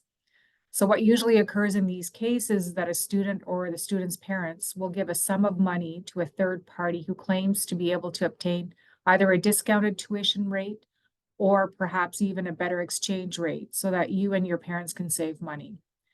These third parties, these scammers, will take your money. They'll tell you that they're paying for your tuition, but they won't. And then a short time later, you'll be advised by the college that your tuition fees were not paid. So you'll have to pay for your tuition fees and you'll be out of the money that you've already paid the third party. So to avoid this, please make sure that you use official methods authorized and recognized by Algonquin College. Next slide, please. Online, the previous slide. How to protect yourself online. There are several ways to protect yourself while you're online, and I invite you to consider all these using antivirus software, keeping your computer updated with the latest softwares, using a multi-factor authentication. Don't use the same password for every website. Never clicked on a suspicious email, etc. You guys probably know more than I do on this stuff, but just make sure that if it looks suspicious, do your homework. Next slide, please. Now we'll talk a little bit about sexual assault and sexual violence. The policy is SA 16. Everyone at Algonquin College should be free from all forms of sexual violence. Such complaints are taken very seriously here. So I invite you to review the Student Affairs SA 16 policy to understand what constitutes a sexual assault. You should know that security services will investigate these matters, and if any student is found guilty or responsible for committing these acts on campus, they'll face a disciplinary measure which may include expulsion from our college. Next slide, please. At Algonquin College, there are strict rules when it comes to obtaining consent, and if you're to engage in any sexual activity, I invite you to watch the following video. Oh, sure, that's a great idea.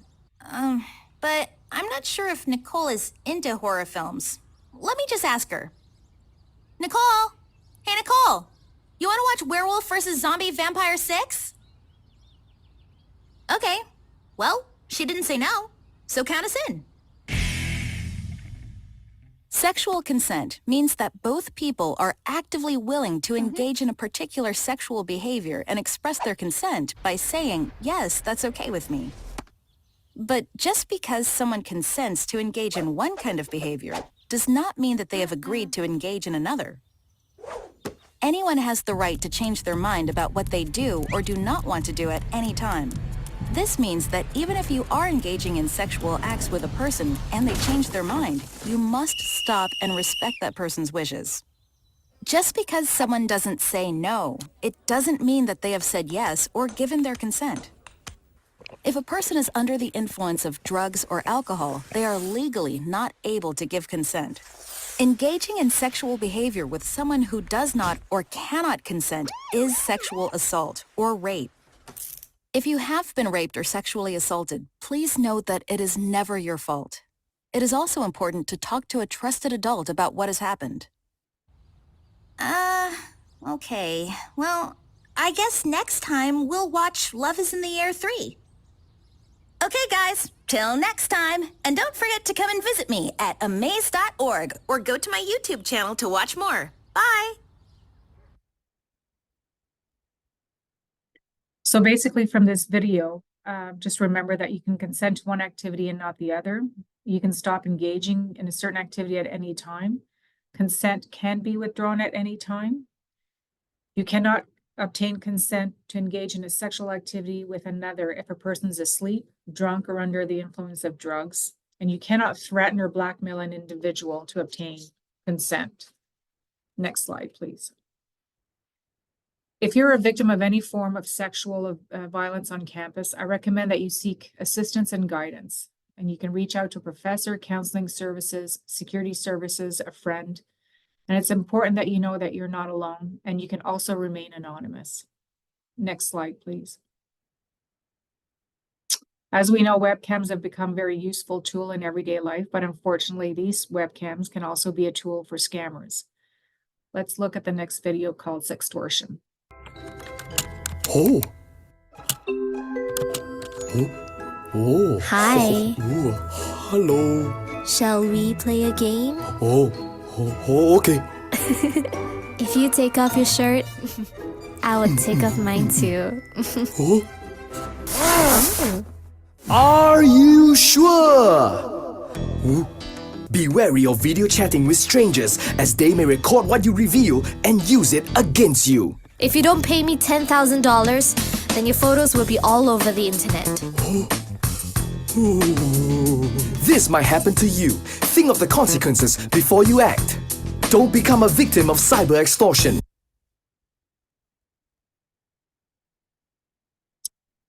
So unfortunately, we have had some students in the past fall victims to this exact scheme.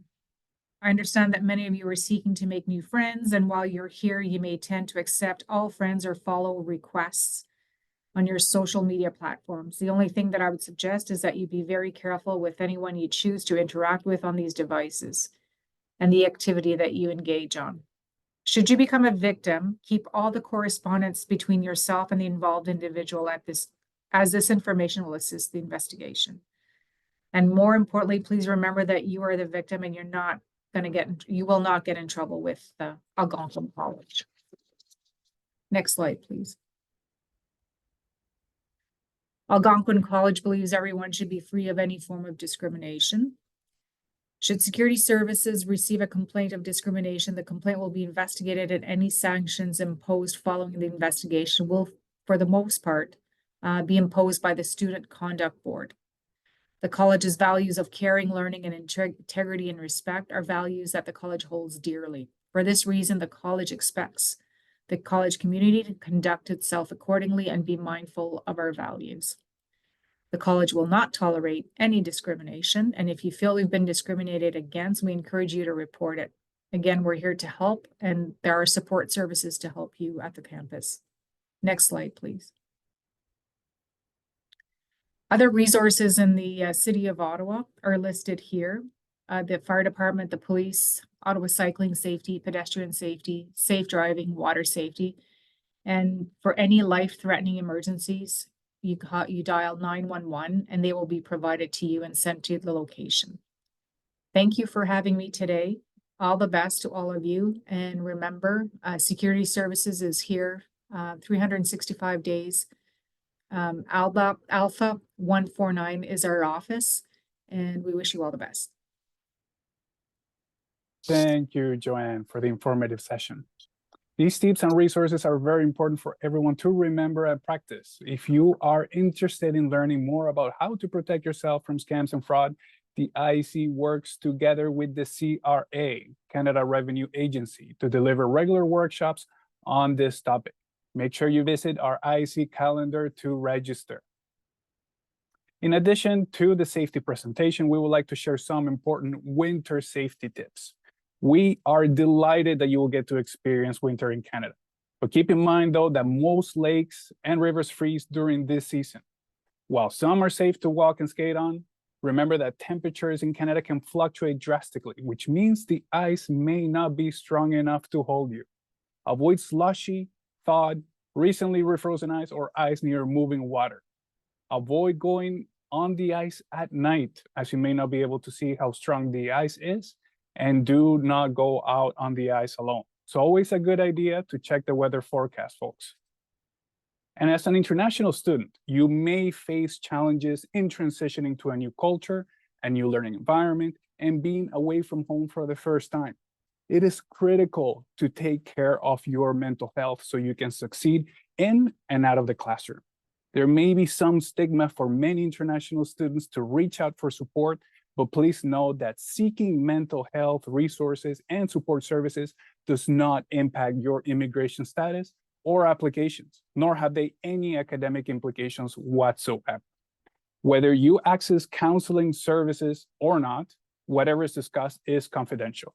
If you're feeling stressed, overwhelmed, or you just wish to speak to someone, the staff and faculty at Algonquin College are here to support you every step of the way. So please don't hesitate to reach out to all the mental health supports available to you. And another important and mandatory reminder, folks, is to follow these 2 steps to ensure that we can contact you or your trusted family members in the case of an emergency. The first step is to update your local address, simply done by logging into your Access account, finding the Profile tab on your left-hand navigation bar, then clicking Edit My Profile. The second step, which is to update your emergency contact, can be done on both your iSend app and My AC 360. Now, to contact our team, students may use the Ask the IEC help ticket on the current students contact page. which is very similar to the Registrar's Office help ticket system. On the IEC website, you will also see a chatbot for answers to frequently asked questions. Let's watch a short video on how to create a help ticket. Here's how current international students can submit a question and create a help ticket with the International Education Center. Begin by visiting the AC360 platform or by selecting Submit a Help Ticket from the IEC Contact Us website. Log in with your Algonquin College network credentials. These are the same details you used for your Algonquin email and Brightspace access. If you do not have these, please use the IEC Contact Us page to be directed to a member of the team who can assist you. Once logged in, select the Ask the International Education Center tab to submit your question. On the Create a Case page, select an appropriate topic as well as a category.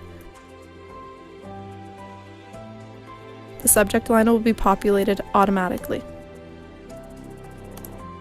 Ensure you submit your request with a brief explanation in the description box. Under the Attach Files section, you can upload any relevant documents that meet the listed file specifications, such as IRCC correspondence or emails. Once the entries are complete, click Submit Case. Verify that you received confirmation that your case was submitted. You will soon receive an email from the International Education Center to your Algonquin email account confirming that your case has been submitted. To view the status of your open case, find the My Cases tab on your homepage. Here, you can find your case number and the status of the request.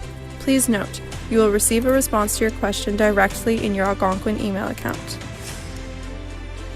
Should you have another question, please submit another case on the Home tab. And that's it. We look forward to responding to your question soon.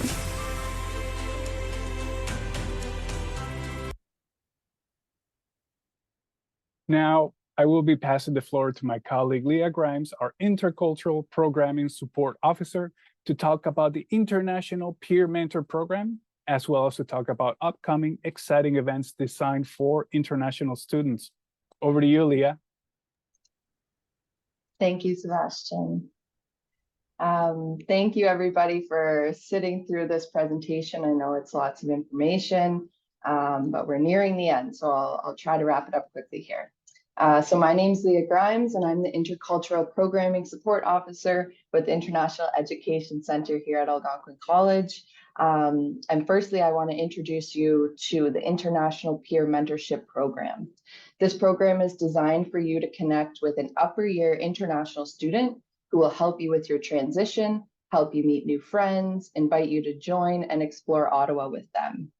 Your mentor can also give you one-on-one support regarding things like Canadian class expectations, tips on studying, and connecting to on and off campus services and resources. We host monthly social events where you will be able to get together with everybody in the program, as well as a professional development day that you may choose to participate in. That's about midway through the semester. So this program is really designed to help you get settled here at Algonquin and in Canada, and really enrich your social experience here. We've got really great feedback from this program for students who have joined as mentees. It's a great way to jump right into the Algonquin College community, meet new people, and just have a really good start here at Algonquin College. So if you're interested in joining this program as a mentee, you'll see in the chat the sign-up form. So I really encourage you to join the program. It's super fun and super valuable for new students here at Algonquin. Next slide, please. So I'm going to introduce you to a few of the events that are coming up in January here. The first one is actually happening tomorrow. It's the new International Student Social. This is an event where you can come and meet fellow new international students, get to know the campus, get to know some of the services that we offer to international students. We'll be playing some fun games, running some activities. There'll be music, there'll be food. So I really, really encourage you all to participate in this event. It's happening tomorrow.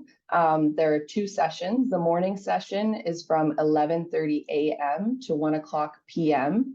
And the afternoon session is running from 2 o'clock p.m. to 3:30 p.m.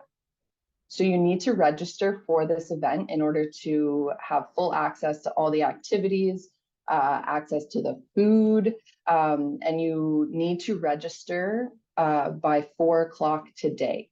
So you'll see in the chat that Sonia has put those 2 registration links. You just need to register for one of these sessions.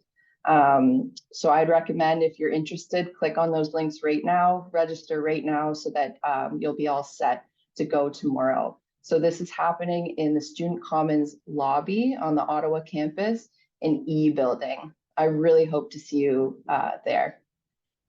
As mentioned before, we do run SIN card clinics here on campus. So this is a way to get your SIN card on the spot instead of doing it online, and it allows you to avoid some of the waiting time in the online process. So these are going to be offered on January 5th, 8th, 10th, 12th, 16th, and 18th.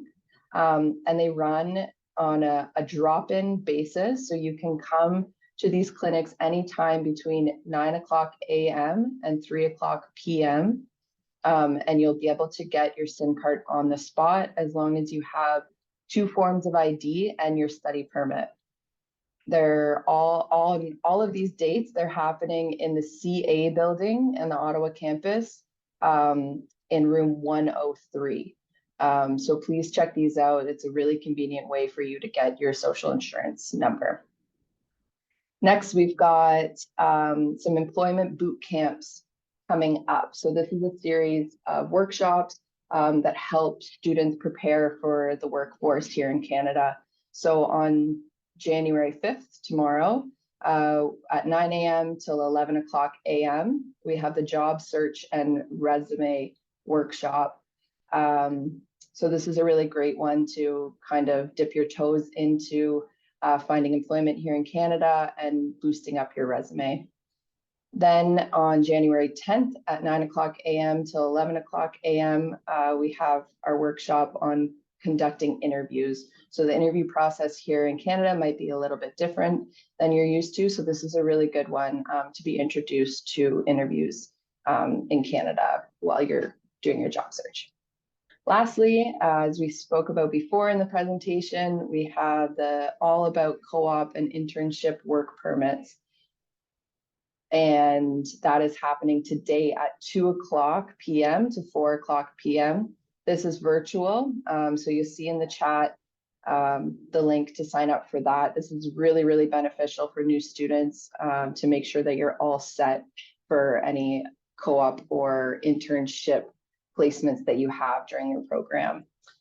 So that's virtual today from 2 o'clock p.m. to 4 o'clock p.m. And just to note, the employment boot camps are also offered virtually. So check out the links that Sonia has been providing in there, and please, please, please sign up for our events. You can check out our calendar anytime to see more events that are coming up throughout the semester, and make sure that you get involved and participate with the International Education Center. Thanks. Thank you so much, Leah. Thank you for sharing these important events happening this month. We look forward to seeing all of you there, folks. Now, for the very last part of our orientation, we are grateful that you have given us your undivided attention, and we would like to reward you with a chance to win a prize. So let's play a game of Kahoot to see how much information you have retained from today's presentation. To play, pull out your mobile device. Open a browser and enter kahoot.it in your address bar. Then enter the game pin, which will be on screen shortly, in order to join. If at the end of the game, you are one of the top 3 players, please take a screenshot with your phone and your nickname and winning ranking page. Afterwards, you may create a ticket on the Ask the IEC Help ticket. The link will be in the chat shortly, so you can claim your e-gift card prize. Keep in mind, folks, the trick to winning is a combination of both knowledge and speed. So with that, let's transition to the Kahoot game to wrap up our orientation.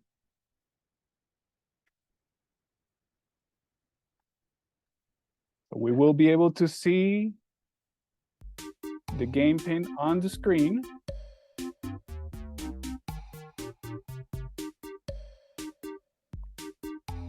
Wait, okay, we see players started to come in.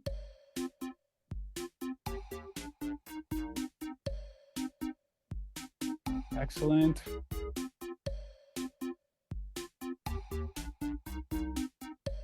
We'll give it a few more moments just to give everybody a chance to join. Remember, folks, the trick to winning is a combination of both knowledge and speed. If you think you know the answer, make sure you select that option quickly. We will close and start the game in, let's do a 10-second countdown. 10, 9, 8, 7, 6, 5,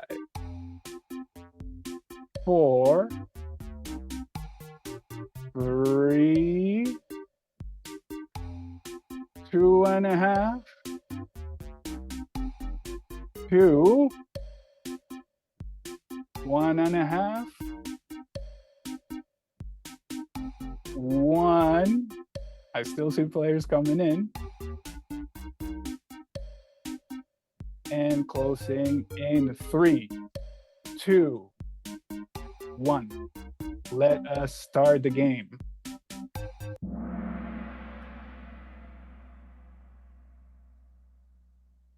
For the first question, folks, get ready. What is the main condition of study permit holders? Is it to work while studying? Is it to actively pursue your study? Is it part-time work? Or do what I want when I want? Got 8 more seconds. Let's get those answers in. I can see them pouring.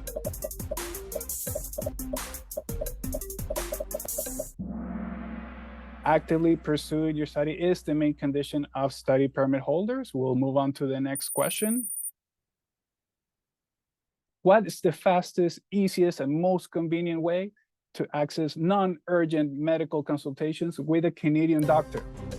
A hospital emergency room, a walk-in clinic, campus health services, or mobile doctor by GuardMe?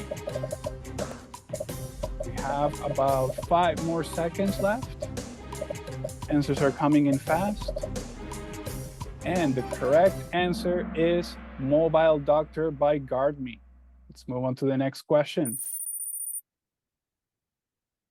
Can I work when I want and as many hours as I want? No, I have to respect IRCC rules about working. Or yes, I can't work before my program starts. Or yes, because I have a SIN. Or no, my working hours are decided by my employer. 3 more seconds, folks. And the correct answer is no, I have to respect IRCC rules about working.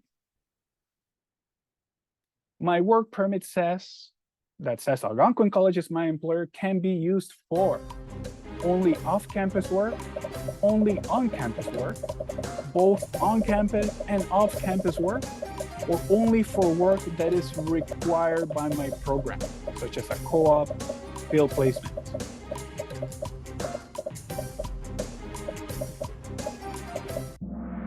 And the correct answer is only for work that is required by my program. Remember, folks, you will have a study permit that has a work authorization, which you'll be able to work on and off campus. You will also, if eligible, you will have a co-op work permit, a separate piece of paper. This is the one that will allow you to complete the work required by your program. Let's go to the next question. Which of the following are excluded from GuardMe coverage? Claims incurred while under the influence of drugs and alcohol, claims resulting from off-road or racing, birth control prescriptions? Or is it all of the above? 3 more seconds, folks. All of the above is the correct answer. I can work during a break that is a break that I need to take so that I can work and pay for my next semester, a scheduled break, an unscheduled break, which is also known as authorized leave, or a break that I need for personal or medical reasons.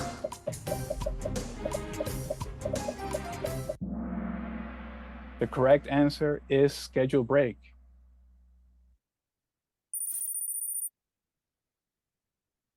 For the next question, what services are available at the International Education Center?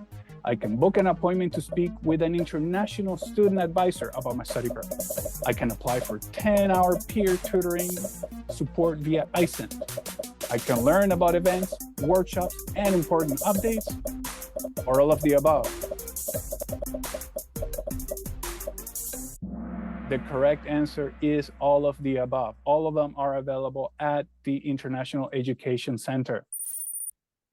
Got 2 more questions, folks. Where can I find detailed information about my GuardMe policy? You ask a friend, you ask Google, you go to www.guardme/Algonquin or through the iSent app or the newspaper. Where can you find detailed information about your GuardMe policy? www.guardme/Algonquin or through the iSent app is where you can find detailed information about your GuardMe policy.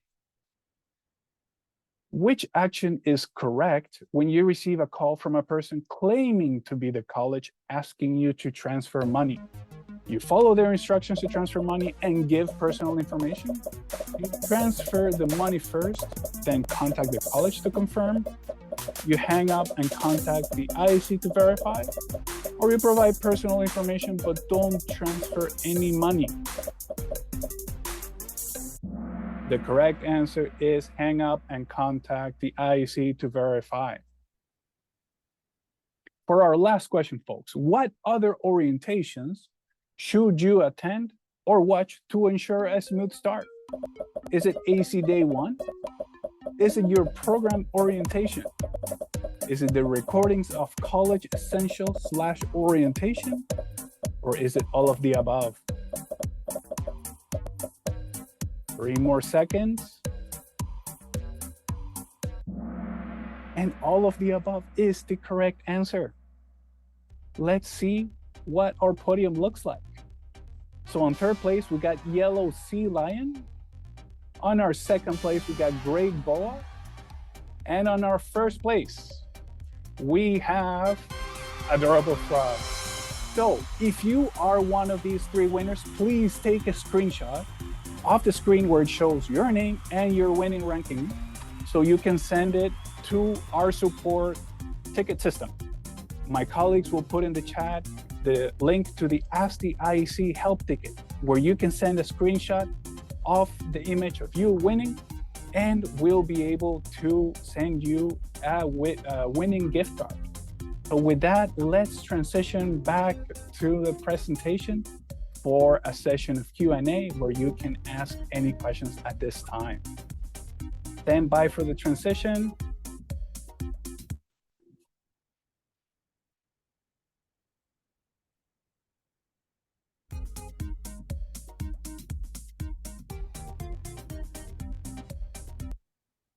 So we want to thank you all very much once again for joining and participating in our International Student Orientation today. Please make sure to complete the survey to provide your feedback about today's session and a chance to win another gift card from AC Connections, the campus store. The recording of this orientation, including the slides, will be shared on the iSent app by January 12th.